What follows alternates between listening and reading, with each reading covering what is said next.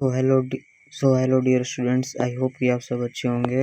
आज हम लोग पढ़ने वाले हैं कक्षा 10वीं के इतिहास का चैप्टर 1, जिसका नाम है यूरोप में राष्ट्रवाद।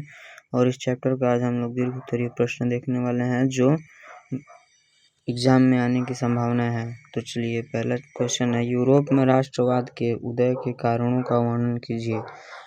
तो यूरोप में राष्ट्रवाद के पीछे अनेक कारण थे। तो इसमें पहला क्या था? फ्रांसीसी क्रांति। फ्रांसीसी क्रांति के पश्चात क्या हुआ? स्वतंत्रता, समानता और भ्रातृत्व के विचारों ने राष्ट्रवाद को जन्म दिया। अगला था नेपोलियन का योगदान। और नेपोलियन का योगदान से क्या हुआ? प्रशासनिक सुधार हुए, समान कानून व्यवस्था और सामंतवाद का अंत हो गया। तीसरा था औद्योगिक क्रांति। औद्योगिक क्रांति के से क्या हुआ कि नए मध्यम वर्ग का उदय हुआ, जिसने राष्ट्रवाद की भावना को बढ़ावा दिया। अगला है भाषा और संस्कृति। तो भाषा और संस्कृति की मदद से क्या हुआ? साझा भाषा, यानी कि भाषा को साझा करने में आसानी हुई। लोकगीत बने, लोक कथाओं ने राष्ट्रीय एकताओं को मजबूत किया। अगला है विदेशी शासन के प्रति असंतोष। ऑस्ट्रिया, तुर्की आदि के अधीन राष्ट्रों में विद्रोह हो गया। जब विद्रोह हुआ तो उनमें भी राष्ट्रवाद की भावना जगी, और वो विद्रोह फ्रांसीसी क्रांति से ही हुआ था। तो निष्कर्ष क्या निकलता है कि इन सभी कारणों से यूरोप में राष्ट्रवाद की भावना विकसित हुई। चलिए, नेक्स्ट क्वेश्चन क्या है? नेक्स्ट क्वेश्चन है, फ्रांसीसी क्रांति ने राष्ट्रवाद के विकास में क्या भूमिका निभाई? इसका उत्तर है, फ्रांसीसी क्रांति ने राष्ट्रवाद को जन्म देने में महत्वपूर्ण भूमिका निभाई। इसमें पहला क्या है? पहली बार जनता को संप्रभुता का अधिकार मिला। दूसरा है राष्ट्रीय ध्वज, राष्ट्रगान, राष्ट्रीय प्रतीक अपनाए गए। तीसरा है नागरिकों को समान अधिकार दिए गए। चौथा है सामंतवाद और विशेषाधिकार समाप्त हुए। इससे निष्कर्ष क्या निकलता है कि फ्रांसीसी क्रांति ने पूरे यूरोप में राष्ट्र राज्य की अवधारणा को फैलाया। चलिए, तीसरा क्वेश्चन क्या है? नेपोलियन बोनापार्ट के सुधारों का वर्णन कीजिए। तो नेपोलियन ने यूरोप में कई महत्वपूर्ण सुधार किए, जिसमें पहला है नेपोलियन संहिता। नेपोलियन संहिता कब लागू हुई थी? 1804 ईस्वी में। नेपोलियन संहिता में क्या हुआ कि कानून के सामने सबको समानता दी गई। अगला है सामंतवाद का अंत। सामंतवाद का अंत हुआ तो क्या हुआ कि किसानों को मुक्ति मिली। तीसरा है व्यापारिक सुधार। व्यापारिक सुधार करने से क्या हुआ कि जो माप तौल की जो प्रणाली है वो एक समान हो गई सब में। अगला है प्रशासनिक सुधार। प्रशासनिक सुधार करने से क्या हुआ कि कुशल प्रशासन की व्यवस्था की गई, जिससे जो नागरिक हैं उन पे कोई भी किसी भी प्रकार का जबरन नहीं किया जा रहा था। अब सबको समान नज़रों से देखा जा रहा था। चलिए, चौथा क्वेश्चन है कि इटली के एकीकरण में मेजनी, काउंट काउर और गैरिबाल्डी के योगदानों का उल्लेख करें। तो इसका उत्तर होगा मेजनी। मेजनी के बारे में पहले देखते हैं। तो चलिए देखते हैं कि मेजनी एक उदारवादी क्रांतिकारी था। उदारवादी क्रांतिकारी, उदारवादी का मतलब आप समझते हैं। देखिए, उदारवादी का मतलब ये होता है कि वैसे क्रांतिकारी जो सब लोगों के हित का सोचते हैं और सबकी भलाई करने के लिए कार्य करते हैं। वह इटली को निरंकुश शासकों से मुक्त कराना चाहता था और इटली को एकीकृत गणतंत्र के रूप में देखना चाहता था। यानी कि जितने भी वहाँ पे निरंकुश शासन चल रहे थे उनको वो समाप्त करना चाहता था, और वहाँ पे सभी जो राज्य हैं उनको एकीकृत करके गणतंत्र के रूप में देखना चाहता था। उसने इस उद्देश्य की पूर्ति के लिए यंग इटली नामक एक संगठन बनाया, जिसमें युवा सदस्यों को शामिल किया गया। ये युवा सदस्य लोगों में राष्ट्रीयता की भावना को जागृत करते थे। इस उद्देश्य के लिए, यानी कि किस उद्देश्य के लिए? तो इटली को एकीकृत गणतंत्र के रूप में करने के लिए उसने यंग इटली नाम की एक संगठन बनाया, जिसमें युवा सदस्यों को शामिल किया गया। और यंग इटली की स्थापना कब हुई थी? तो यंग इटली की स्थापना 1831 ईस्वी में की गई थी। कितने ईस्वी में? 1831 ईस्वी में। 1831 में की गई थी। चलिए, तो अगला क्या है? मेजनी ने अपने लेखों और रचनाओं के माध्यम से भी लोगों को इटली के एकीकरण के लिए प्रेरित किया। तो मेजनी जो था एक छोटा मोटा लेखक और दार्शनिक भी था। अपने लेखों से वो लोगों को प्रभावित कर देता था। तो मेजनी के बारे में तो हम लोगों ने जान लिया। अब हम लोग जानते हैं काउंट काउर के बारे में। तो काउंट काउर सन 1848 में सार्डिनिया के शासक ने काउंट काउर को अपना प्रधानमंत्री नियुक्त किया। सार्डिनिया के शासक उस समय कौन थे? Victor Emmanuel. Count Cavour Italy के एकीकरण का पक्का समर्थक था। उसने इटली के एकीकरण के लिए फ्रांस, ब्रिटेन से मित्रता किया और उसने ऑस्ट्रिया के खिलाफ युद्ध के लिए मदद मांगी। फ्रांस और ब्रिटेन ने इटली की मदद की और इन तीनों देशों की सेनाओं ने मिलकर ऑस्ट्रिया के खिलाफ युद्ध किया। इस युद्ध में ऑस्ट्रिया बुरी तरह से पराजित हुआ और युद्ध में पराजित होने के बाद इटली के प्रमुख राज्य वेनेशिया और लोम्बार्डी पर से ऑस्ट्रिया का अधिकार समाप्त हो गया और काउंट काउर ने इन प्रमुख राज्यों को इटली में मिला लिया। इस तरह इटली के एकीकरण में काउंट काउर का महत्वपूर्ण योगदान था। देखिए, काउंट काउर जो था ना, एक कूटनीतिज्ञ था। वो युद्ध से ज़्यादा अपनी कूटनीति पे विश्वास करता था।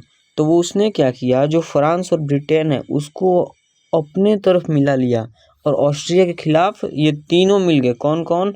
इटली, फ्रांस और ब्रिटेन, ये तीनों मिल गए और इन तीनों ने मिलकर ऑस्ट्रिया के खिलाफ युद्ध किया। अब एक तरफ कोई एक है और दूसरी तरफ तीन है, तो तीन मिलकर एक को तो हरा ही देंगे। तो फ्रांस, ब्रिटेन और इटली, इन्होंने मिलकर ऑस्ट्रिया को पराजित किया और लोम्बार्डी और वेनेशिया नाम के दो राज्य थे जो इटली के ही थे, परंतु उस पर ऑस्ट्रिया ने पहले कब्जा किया था। तो उस पर से जब ऑस्ट्रिया हारा तो उस पर से ऑस्ट्रिया का जो आधिपत्य है वो समाप्त हो गया, जिस पर काउंट काउर ने अपना अधिकार जमा लिया और उसको इटली में दोबारा से मिला लिया। तो इस तरह से हम लोगों ने देखा कि काउंट काउर जो था इटली के एकीकरण में एक महत्वपूर्ण योगदान देता है। अगला है गैरिबाल्डी के बारे में। तो देखिए, गैरिबाल्डी का भी इटली के एकीकरण में महत्वपूर्ण योगदान रहा। गैरिबाल्डी युद्ध के बल पर इटली का एकीकरण करना चाहता था। इसके लिए उसने एक क्रांतिकारी संगठन बनाया और उसमें बहुत सारे क्रांतिकारी युवा शामिल किए गए। गैरिबाल्डी अपने क्रांतिकारी साथियों के साथ मिलकर सिसिली द्वीप पहुंचा और 3 महीने के अंदर वहां के राजा को पराजित करके उसकी राजधानी पर अधिकार कर लिया। उसके बाद उसने नेपल्स के राजा को भी पराजित करके उसकी राजधानी पर अधिकार कर लिया। इस तरह उसने युद्ध के बल पर इटली के एकीकरण करने का प्रयास किया। देखिए, गैरिबाल्डी जो था ना, वो कुछ अलग प्रकार का व्यक्ति था। वो सोचता था ना कि कूटनीति और राजनीति से अब कुछ नहीं होने वाला है, जो होगा हमें युद्ध से ही करना होगा। इसलिए वो युद्ध में ही अपना विश्वास रखता था और इसी कारण से वो जो गैरिबाल्डी है उसको इटली का तलवार भी बोला जाता है। उसने 3 महीने के अंदर कहाँ के राजा को? सिसिली द्वीप के राजा को पराजित कर दिया और वहाँ पे अधिकार कर लिया था। उसके बाद नेपल्स का एक राजा था, उसको भी पराजित करके उसकी राजधानी पर अधिकार कर लिया था। तो इस तरह से सिसिली और नेपल्स पर गैरिबाल्डी ने अपना युद्ध के द्वारा अधिकार जमाया। तो इस तरह से हम लोगों ने देखा कि गैरिबाल्डी का जो योगदान है इटली के एकीकरण में वो भी एक महत्वपूर्ण रहा है। और ये चीज़ आपको याद रखना होगा कि गैरिबाल्डी को इटली का तलवार भी बोला जाता है, इटली के एकीकरण का तलवार। चलिए, नेक्स्ट क्वेश्चन है, इटली तथा जर्मनी के एकीकरण में ऑस्ट्रिया की क्या भूमिका थी? ये बहुत इंपॉर्टेंट क्वेश्चन है जो आपको पूछता है एग्जाम में। चलिए, इसका उत्तर कैसे है? इटली तथा जर्मनी के एकीकरण के मार्ग में सबसे बड़ा बाधक ऑस्ट्रिया था। ऑस्ट्रिया को बिना पराजित किए इटली तथा जर्मनी का एकीकरण संभव नहीं था, इसलिए ऑस्ट्रिया से मुक्ति पाने के लिए उसको युद्ध में पराजित करना जरूरी था। इसके लिए इटली तथा जर्मनी के सैनिकों की संख्या बढ़ाई गई तथा उनकी स्थिति मजबूत की गई और साथ साथ कूटनीति के आधार पर ऑस्ट्रिया को युद्ध में पराजित किया, जिसके बाद इटली तथा जर्मनी का एकीकरण संभव हो सका। देखिए, जो इटली और जर्मनी पर कब्जा किए हुआ था वो था ऑस्ट्रिया, और इटली और जर्मनी को ये पूरी तरह से विश्वास हो चुका था कि जो इनका एकीकरण है वो जब तक ऑस्ट्रिया को पराजित नहीं करेंगे तब तक से इनका जो एकीकरण है वो संभव नहीं है। उस समय ऑस्ट्रिया का जो चांसलर था वो था मेटरनिख, जो कि एक बहुत बड़ा निरंकुश और कूटनीति वाला शासक था। वो अपने कूटनीति के माध्यम से पूरे यूरोप पर शासन करना चाहता था। तो इस तरह से जो इटली और जर्मनी के लोग थे उनके मन में ये विचार आया कि जब तक से हम लोग ऑस्ट्रिया को पराजित नहीं करेंगे तब तक से हमारा जो एकीकरण है वो नहीं हो पाएगा और उसको युद्ध में पराजित करने के लिए सैनिकों की संख्या बढ़ाई गई और उनकी स्थिति क्या है, मजबूत की गई। और सैनिक के बल पर तो युद्ध जीता ही गया, लेकिन उनमें कूटनीति का भी प्रयोग किया। इसी कारण से ऑस्ट्रिया को पराजित किया जा सका, नहीं तो ऑस्ट्रिया जो था उस समय बहुत ही शक्तिशाली एक राष्ट्र बन चुका था।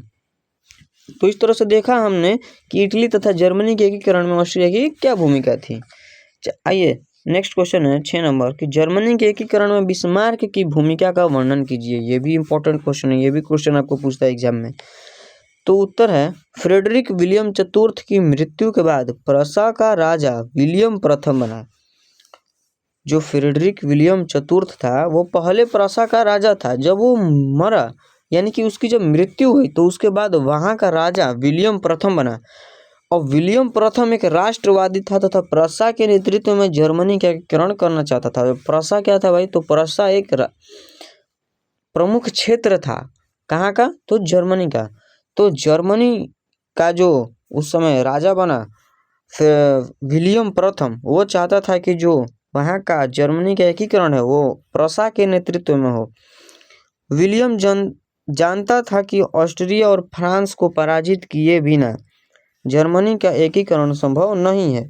अतः उसने 1862 में ऑटो बिस्मार्क को अपना चांसलर, यानी कि चांसलर को उस समय प्रधानमंत्री भी बोला जाता था, चांसलर नियुक्त किया। बिस्मार्क प्रख्यात राष्ट्रवादी और कूटनीतिज्ञ था। जर्मनी के एकीकरण के लिए वह किसी भी कदम को अनुचित नहीं मानता था। उसने जर्मन राष्ट्रवादियों के सभी समूहों से संपर्क स्थापित कर उन्हें अपने प्रभाव में लेने का प्रयास किया। बिस्मार्क का मानना था कि जर्मनी की समस्या का समाधान बौद्धिक भाषणों से नहीं, आदर्शवाद से नहीं, वरन प्रसा के नेतृत्व में रक्त और लौह की नीति से होगा। 1871 में फ्रैंकफर्ट की संधि द्वारा दक्षिणी राइन उत्तरी जर्मन महासंघ में मिल गए।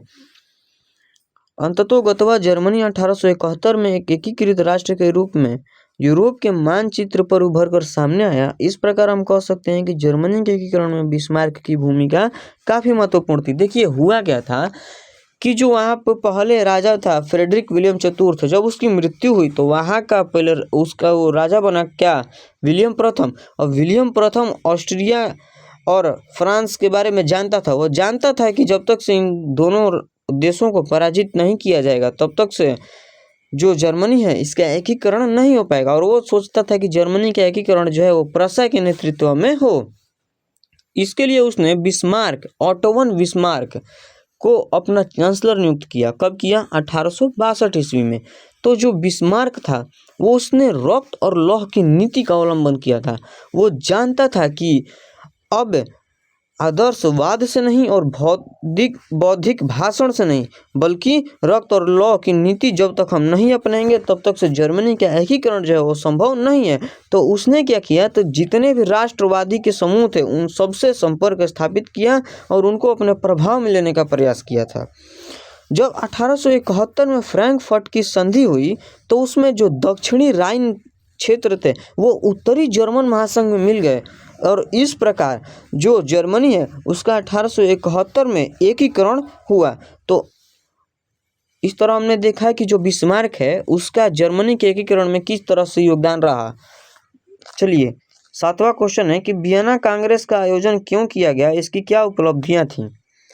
तो देखिए वियना कांग्रेस का उद्देश्य नेपोलियन द्वारा यूरोप की राजनीति में लाए गए परिवर्तनों को समाप्त करना, गणतंत्र एवं प्रजातंत्र की भावना का विरोध करना एवं पुरातन व्यवस्था का पुनर्स्थापना करना था।